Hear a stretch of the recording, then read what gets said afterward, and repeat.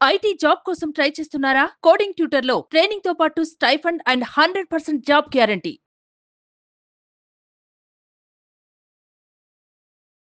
మనకేమవుతుందంటే ఒక యావరేజ్ మనం ఫిక్స్ చేసుకున్నాము. నేను నెలకు ఒక 30,000 సంపాదిస్తాను అన్నప్పుడు ఏమైపోయిందంటే ఆ 30,000లోనే జీవితం మొత్తం కొనసాగించాలి. అదనంగా మీ ఇంట్లో ఎవరికైనా జబ్బు చేసింది, హాస్పిటల్ తీసుకెళ్ళాలి, అదనంగా 10,000 అయింది. ఓకే, ఇప్పుడు మీరేం ఆలోచిస్తారు? ఆ 10,000 బయట నుంచి అప్పదేవాలి. ఓకే, ఇప్పుడు నెక్స్ట్ మంత్ ఏం చేస్తారంటే ఈ 10,000ని మీరు కొద్దిగా కట్టాలి ఎవ్రీ మంత్, లేదా ఇంట్రెస్ట్ కట్టాలి. కాబట్టి ఈ 30,000 నుంచి కొద్దిగా మైనస్ అవుతూ దానికి ఇంట్రెస్ట్ కట్టడం కానీ, లేదంటే అమౌంట్ని కట్టడం కానీ మనకు జరుగుతుంది. ఇప్పుడు ఏమైపోయింది? మీ యావరేజ్ అనే దాంట్లో మీకు తగ్గిపోయింది. తగ్గిపోకుండా అదనంగా భారం పడింది. ఓకే, నెక్స్ట్ మంత్కి వచ్చేసరికంటే మీ పిల్లల స్కూల్స్ రీఓపెన్ అయినాయి, వాళ్ళకి ఫీజులు కట్టాలి. ఫీజులు వచ్చేసి ఒక 25,000 ఇద్దరు పిల్లలకు కట్టాలి. ఇప్పుడు ఏమైపోయింది? మీ ఇంకా 30,000 అయింది, అక్కడ ఆల్రెడీ మీకు బర్డన్ పడింది. ఇప్పుడు మళ్ళీ ఏం చేస్తారంటే వాళ్ళకి ఫీజులు అదనంగా కట్టడానికి మళ్ళీ ఒక 50,000 అప్పు తెచ్చారు. ఇప్పుడు ఏమైంది? నెలకి ఒక 7-8,000 వడ్డీ మాత్రమే పోతుంది దాంట్లోంచి, ఈ 30,000కి వెళ్ళి. ఇప్పుడు ఏమైపోయింది? 30,000కి వెళ్ళి ఒక 1,000, 2,000, 7-8,000 తగ్గిపోయింది. మీ ఇన్కమ్ మాత్రం అదే 30,000, ఆ 30,000కి తగ్గిపోయింది. అక్కడ అప్పు పెరిగిపోయింది. ఓకేనా? ఆ తర్వాత ఏమైంది? ఇంకో నెల వచ్చేసరికంటే మీ ఇంట్లో ఏదో ఫంక్షన్ కంపల్సరీ చేయాల్సి వచ్చింది, దానికి ఒక 25,000 తీసుకురావాల్సి వచ్చింది. ఇప్పుడు ఏమైపోయింది? ఈ స్కూల్ ఫీజు అది ఇది అనేసరికి మీకు ఫుల్ బర్డెన్ అయిపోయింది.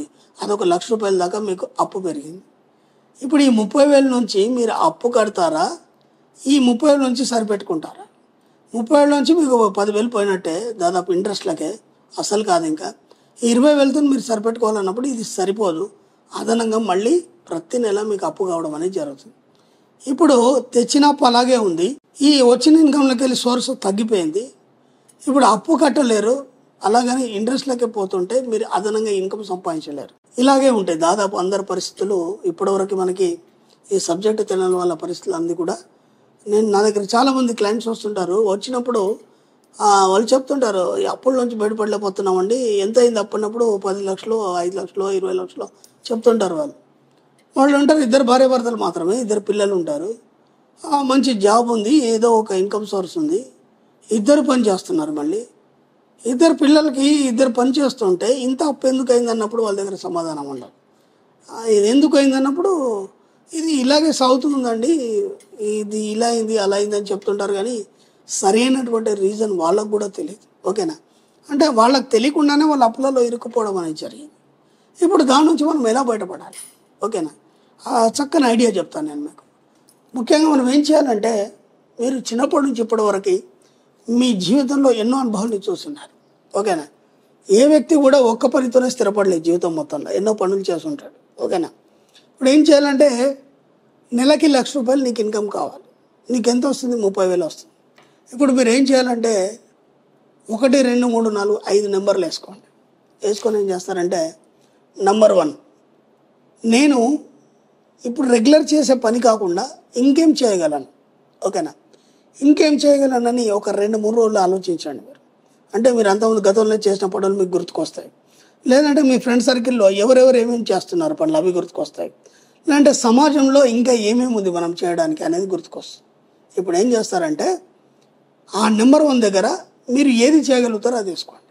ఓకే, ఆ వేసుకున్నప్పుడు ఏమవుతుందంటే అది మీరు ఖచ్చితంగా చేయగలరు, ఎందుకంటే ఆలోచించే నిర్ణయం తీసుకున్నారు. ఎందుకంటే మనం ఎంతోమందిని చూసాం, కష్టపడకుండా మాటలు చెప్పి సంపాదించే వాళ్ళు కూడా చాలామంది ఉన్నారు. అలాగే ఒక వస్తువుని అమ్మి దాని మీద కమిషన్ తీసుకోవడం, అది ఒకటి. 3, ఉన్న డబ్బుని మనం ఇంట్రెస్ట్కి ఇచ్చి దానివల్ల అదనంగా సంపాదించడం. ఇట్లా బోలెడు మనకు ఆలోచించినప్పుడు కదా గుర్తుకొస్తాయి. ఇప్పుడు ఏం చేస్తారంటే నంబర్ 1 తీసుకొని ఆ నంబర్ మీరు ఏం చేయగలుగుతారు, దానివలన ఈ మంత్ మొత్తంలో నేను ఎంత ఇన్కమ్ని సృష్టించగలను అని ఒకసారి గట్టిగా ఆలోచించండి. అంటే మీరు ఖచ్చితంగా ప్రయత్నం చేసినప్పుడు ఎంతో కొంత ఇన్కమ్ వస్తుంది కదా, దానికి వచ్చినప్పుడు మంత్గా మీరు ఎంత ఇన్కమ్ సృష్టించగలరు. మీరు ముందేం చేస్తారంటే మీకు ఒక 30,000 ఉంది, ₹1,00,000 టార్గెట్ వేసుకోండి. ప్రతి నెల నేను ₹1,00,000 ఆ పైన సంపాదించినందుకు విశ్వానికి కృతజ్ఞత. ఇప్పుడు ఏమైపోయింది? ఆ పని ద్వారా మీరు కనీసం నెలకి ఒక 10 నుంచి 20,000 సంపాదించగలుగుతారా? ఎందుకంటే ఆ పని చేసే వాళ్ళు ఎంతోమంది 50,000 నుంచి 1,00,000 కూడా సంపాదిస్తున్నారు. మీరు కనీసం 10 నుంచి 20 వేలు సంపాదిస్తారు. ఓకేనా. తర్వాత ఇప్పుడు అది అయిపోయింది, దాన్ని ఇంప్లిమెంట్ చేస్తున్నారు, ఒక 15 రోజులు అయింది. ఆ తర్వాత మళ్ళీ ఇంకా నేను ఏం చేయగలను అంటే ఇప్పుడు రెగ్యులర్ చేసే పని కాకుండా ఇది ఒకటి అదనంగా పెట్టుకున్నారు. ఇది ఎలా ఉండాలంటే అదనంగా పెట్టుకుంది మీ మీద బర్డన్ పడద్దు. మళ్ళీ అది చేయడానికి ఏదో చేసి అప్పులు చేసి దాంట్లో ఇరుక్కుపోవడం కాదు. అది ఎలాంటి అప్పు లేకుండా సునాయాసంగా మీ తెలివితో చేసే పని ఏదైతుందో, సమాజంలో బోలెడు ఉన్నాయి, కొన్ని వందల వేల రకాల పనులు ఉన్నాయి. దాంట్లోంచి మీరు ఏం చేయాలనుకున్నప్పుడు లేదా గతంలో మీకు చేసిన అనుభవం ఏదైనా ఉంటే దాన్ని మళ్ళీ తీసుకొని రిపీట్ చేయండి. ఓకేనా. అప్పుడు లాస్ కావచ్చు, ఎందుకంటే అప్పుడు పరిస్థితులు బట్టి లాస్ కావచ్చు. ఇప్పుడు మీకు తెలివి మీరినారు, దాంతోపాటు సమాజ పరిస్థితులు మారినాయి కాబట్టి ఏదన్నా కూడా మంచి సెలెక్ట్ చేసుకోండి. అది అయిపోయింది. నెంబర్ 2 మళ్ళీ స్టార్ట్ చేయండి. నెంబర్ 2 సెట్ చేసినప్పుడు నెంబర్ 2 ద్వారా మీరు అదనంగా మీరు 20,000 కనీసం నుంచి 30,000 వరకు సంపాదించగలరు అనేది గట్టిగా నిర్ణయం తీసుకోండి. తీసుకొని ఏం చేస్తారంటే ఇప్పుడు మీకు ఏమైపోయింది, రెగ్యులర్ చేసే పని అయిపోయింది, ఒకటి అదనంగా పెట్టుకున్నారు, ఇది 3వది స్టార్ట్ అయింది మీకు. ఓకేనా. ఈ 3వది స్టార్ట్ కావడం వల్ల ఏమవుతుందంటే ఇది కూడా ఎలా ఉంటుందంటే మీరు బర్డెన్ వేసుకోవద్దు. అవసరమైతే మీ ఇంట్లో వాళ్ళకి అప్పచెప్పండి దాన్ని. ఓకేనా. చిన్న వాళ్ళు చేసుకునే విధంగా ఒక మ్యానుఫ్యాక్చరర్ కానీ అంటే ఏదైనా ఒక చిన్న ఇంట్లో వస్తువులు తయారు చేసి మన దగ్గర షాపుల్లో కూడా చాలా అవసరాలు అవుతాయి. లేదంటే మీకు మార్నింగ్ కానీ ఈవినింగ్ కానీ కొంచెం టైం దొరికింది, ఆ టైంలో ఆ మెటీరియల్ మీరు సప్లై చేయడం కానీ. ఓకేనా. అంటే మీరు డ్యూటీకి పోయేలోపు సప్లై చేస్తారు, డ్యూటీకి వెళ్ళి వచ్చినాక మళ్ళీ ఏదైనా ఉంటే చూసుకోవడం. ఓకేనా. ఇలా చాలామంది చాలా చేస్తుంటారు కదా, అంటే వస్తువుల్ని సప్లై చేసేది కానీ ఏదైనా కావచ్చు. ఇప్పుడు దాని ద్వారా మీరు నెలకు 30,000 ఈజీగా సంపాదిస్తారు. ఇప్పుడు ఏమైపోయింది, అవి 20,000 ఈ 30,000. ఇప్పుడు మీ యొక్క ఇన్కమ్ సోర్స్ ఎంత పెరిగింది, 50,000 పెరిగింది. పాతది 30,000 అలాగే ఉంది. 50, 30 వేసుకుంటే 80,000 దాకా వచ్చి. ఓకేనా. ఆ తర్వాత ఇంకోటి రాసుకొని ఈ 3 కాకుండా ఇంకా నేను ఏం చేయగలను అంటే మీరు ఎప్పుడైతే అడుగుతారో అప్పుడు మాత్రమే మీ సబ్కాన్షియస్ మైండ్ మీకు ఆలోచన విధానాన్ని పెంచి ఒక మార్గం చూపిస్తారు. నేను ఇంతవరకు నేనేం చేయాలి, నాకు చాలామంది అంటారు నేను జాబ్ చేస్తానండి, మా ఆవిడ ఇంట్లో గృహిణి, ఇంతకంటే నేనేం చేయలేను. ఓకే.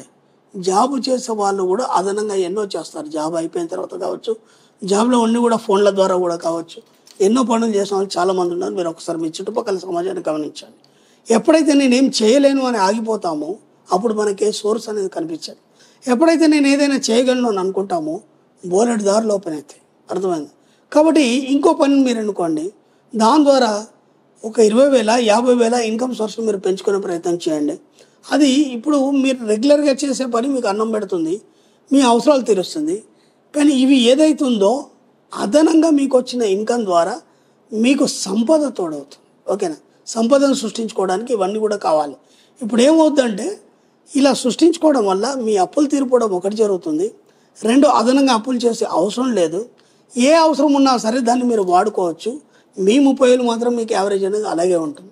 అంటే నేను చిన్నగా చెప్తున్నాను, నెలకు 2-3 లక్షలు సంపాదించే వాళ్ళు అదనంగా ఇంకో 4-5 లక్షలు సంపాదించడానికి ఈ విధంగా మీరు ఆలోచించినప్పుడు మాత్రమే మీ ఒక ఊహల్లో మీ యొక్క సృజనాత్మక శక్తి ఎప్పుడైతే మేల్కొంటుందో మీకు గొప్ప గొప్ప ఆలోచనలు వచ్చి అన్ని రకాలుగా మీ యొక్క ఆలోచనలు స్ప్రెడ్ అయిపోయి ఎన్నో దారులు తెరుచుకుంటూ అక్కడి నుంచి మీరు డబ్బు సంపాదన ఆకర్షించడం అనేది జరుగుతుంది.